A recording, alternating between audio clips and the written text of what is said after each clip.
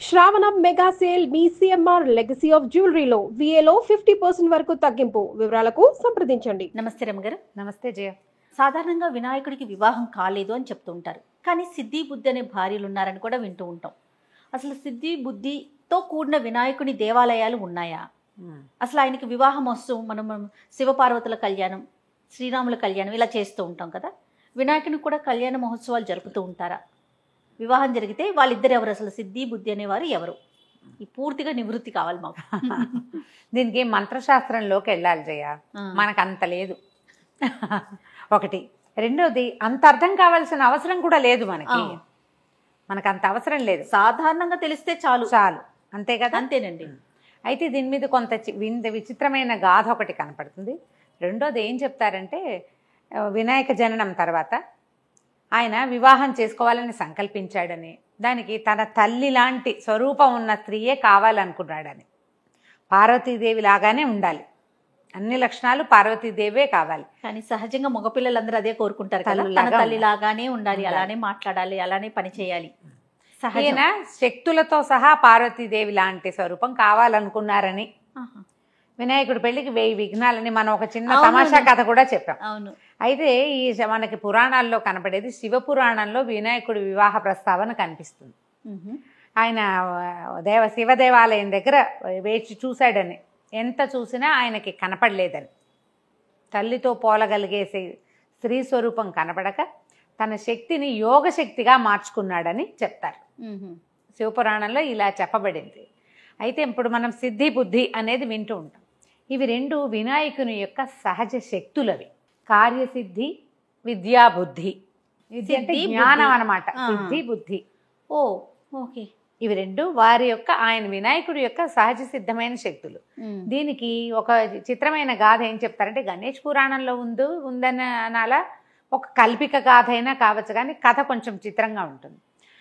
సృష్టి ఆది అప్పుడు బ్రహ్మదేవుడు సృష్టిని ప్రారంభించి సృష్టి అంతా తయారు చేస్తే అంతా వైకల్పికంగా, విచిత్రంగా, వంకర టింకరగా, సజావుగా లేదని ఆయనకి అనిపించిందట. ఏదో సరిగ్గా లేదు, బాగా కుదరటం లేదని ఆయన నారదుడు తన దగ్గరకు వచ్చినప్పుడు ఆయన చెప్పాడు, ఇలా బాగుండలేదు, విరూపంగా వస్తోంది, ఒకటి కూడా చక్కటి స్వరూపంగా కనిపించట్లేదంటే నువ్వు వినాయక ప్రార్థన చేయలేదు, గణేష ప్రార్థన చేయలేదు, అందుకే ఇలా విఘ్నాలు వస్తున్నాయి. విఘ్నాధిపతి కోసం తపస్సు చేయమని నారద మహర్షి బ్రహ్మదేవుడికి చెప్పాడని. అప్పుడు బ్రహ్మదేవుడు తపస్సు చేస్తే ఆయనకి విఘ్నేశ్వరుడు కలలో ఆయనకి ప్రత్యక్షమయ్యి తన యొక్క శక్తులైన సిద్ధి బుద్ధి, తన శక్తులైన జ్ఞానము క్రియ, ఈ రెండింటిని ఉపాసించమని చెప్పాడట. ఆ రెండింటిని ఉపాసించి ఈయన సృష్టి చేశాడు. ఆ రెండు శక్తులు ఆయనకి 2 కన్యకలుగా ఆవిర్భవించారు. బ్రహ్మదేవుని కుమార్తెలనే మనసులోంచి ఉద్భవించారు. ఇచ్చ, క్రియాశక్తి, జ్ఞానశక్తి, అవి రెండు కూడా ఆయన మనసు ఉపాసన వల్ల మనసులోంచి ఉద్భవించారు. అయితే ఈ కన్యలు 2 పెద్దవాళ్ళు అయ్యారని, వీళ్ళు గణపతిని వివాహం చేసుకోవాలని కోరుతున్నారని భావించి ఆయన గణపతిని ప్రార్థించాడట. నా కుమార్తెలు 2, వీళ్ళిద్దరిని నువ్వు స్వీకరించమంటే అప్పుడు ఆయన కళ్యాణ స్వరూపంగా వీళ్ళిద్దరిని స్వీకరించాడు.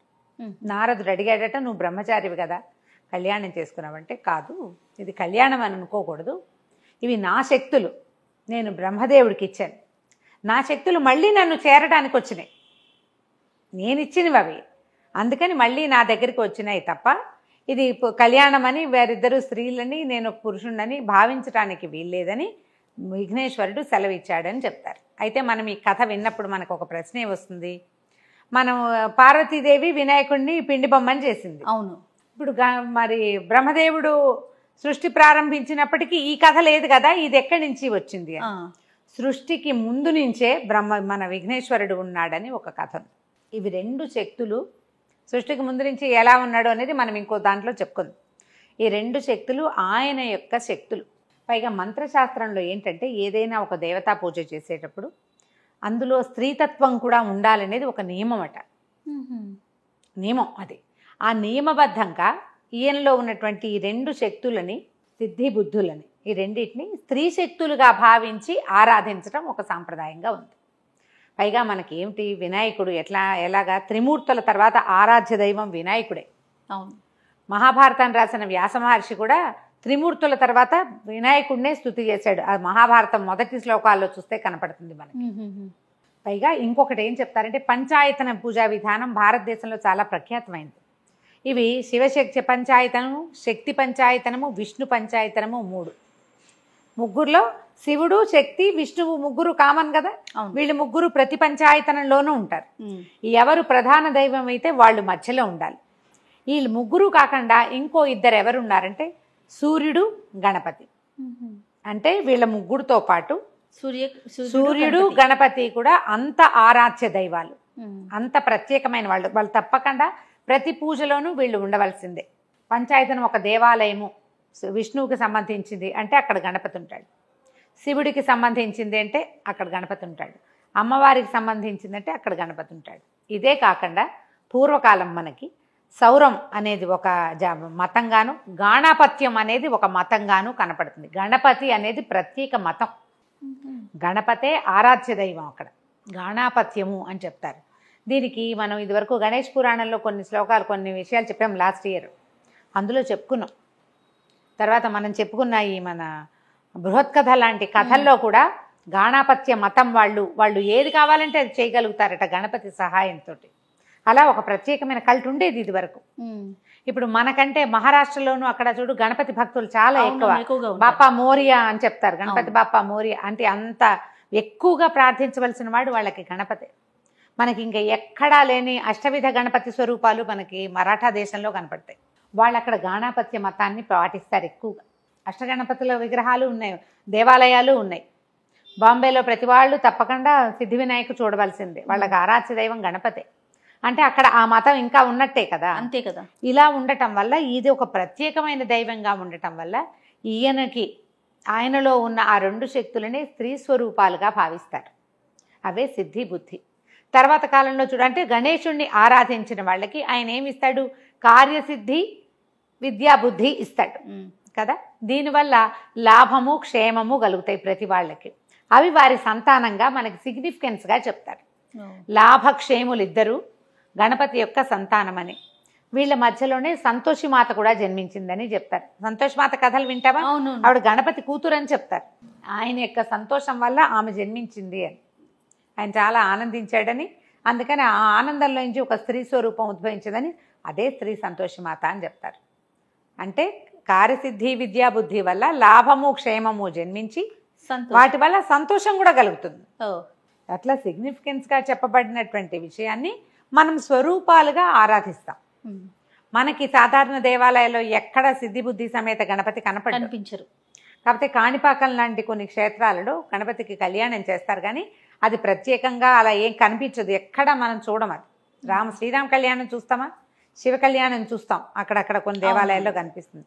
సీతారామ కళ్యాణమే విశేషంగా, వెంకటేశ్వర కళ్యాణం అవే కదా కనిపిస్తాయి. రాధా కళ్యాణం, మన సీతా కళ్యాణం ప్రతి చోట చేస్తాం. ఇంకోటి ఏదో ఉంది, ఇంకో కళ్యాణం చెప్తా.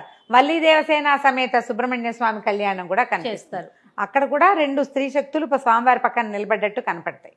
కానీ అలాంటిది మనం గణపతి దగ్గర చూడండి. గణపతిని బ్రహ్మచారి దైవంగానే ఆరాధించవచ్చు. ఇప్పుడు పరాశర సంహితలో చెప్పారు ఆంజనేయ స్వామికి ఆయన శరీరపు కాంతే సువర్చలాదేవిగా చెప్పారు. ఒక స్త్రీ కాదు ఆవిడ. ఆంజనేయ స్వామి యొక్క తేజస్సే సువర్చల. సువర్చల అంటేనే అది కాంతి, పెద్ద చక్కటి వర్చస్సు కలిగింది. కొన్ని చోట్ల అట్లా చెప్పబడింది. ఇది అట్లా కనపడుతుంది కాబట్టి మనం ఇది చెప్పుకుంటున్నాం. కానీ కొంచెం మన దేశంలో కంటే ఇండోనేషియా ఆ వైపు ఇద్దరు స్త్రీలు పక్కపక్కన అమ్మవార్లు కూర్చున్నట్టుగా ఉండే గణపతి విగ్రహాలు కనపడతాయట. మనకి వాతాపి గణపతి అవన్నీ చాలా ప్రఖ్యాతమైనవి కదా. బాదామిలో అక్కడ కనిపిస్తాయి. అవి ఏక విగ్రహంగానే ఉంటాడు. పెద్ద బొజ్జ ఇట్లా కూర్చుని ఉన్నట్టుగా స్వామి కనపడతాడు. మనం తెలుసుకోవటమే, అంతకంటే పెద్ద విశేషమైనది ఏమీ లేదు ఇందులో. పూర్వకంగా మనం ఆరాధన చేసేటప్పుడు మంత్ర అధిష్టాన దేవతలు స్త్రీతత్వం ఉండాలని ఒక నియమం ఉంది. కాబట్టి ఆయనలోని శక్తులనే ఈ స్త్రీతత్వ స్వరూపాలుగా కనిపింపజేస్తారని ఇవన్నీ వివరణలు పెద్దవాళ్ళు చెప్పినవే చేయాలి. మన సొంతవేం కాదు, రకరకాల పుస్తకాల్లో చదివిన వ్యవహారమే నేను మీకు చెప్తున్నాను అనమాట. బ్రహ్మచారి అంత ఆరాధించండి, సిద్ధి బుద్ధి సమేతంగా ఆరాధించండి. ఎలా ఆరాధించినా గణపతి ఆరాధనే చేస్తాం. ఏ పనైనా చేసేటప్పుడు మొదట ఆయనని ప్రార్థించాలి. సంతోషరామ్ గారు నమస్తే. నమస్తే.